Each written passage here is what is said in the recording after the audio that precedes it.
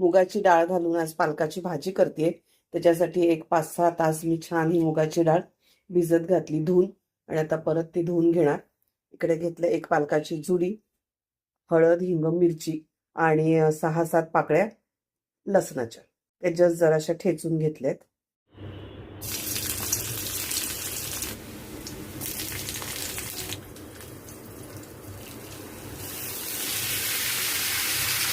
छान फोडणी झाली की आधी पालकच टाकून घ्यायचा, कारण डायरेक्ट जर आपण तेलावर मुगाची डाळ टाकली तर मग ती व्यवस्थित शिजत नाही. तर आधी ही पालक टाकून छान परतून घ्यायचं आणि पालकाला बऱ्यापैकी पाणी सुटतं ना, मग त्याच्यात ती डाळ पण छान शिजते आणि मुगाची डाळ शिजायला काही वेळ नाही लागत.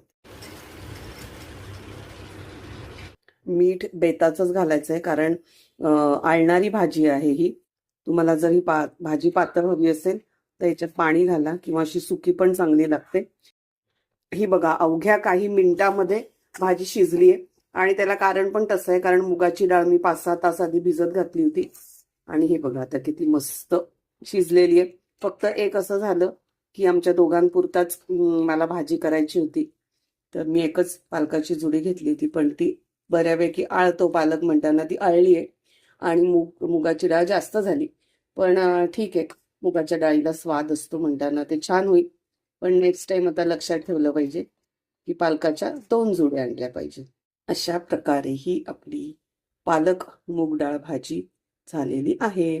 लसणामुळे सुगंध खूप छान सुटलेला आहे. भाकरी, चपाती, राईस कशाही बरोबर हे तुम्ही खाऊ शकता. मी ह्याच्या बरोबर खाणार आहे भाकरी.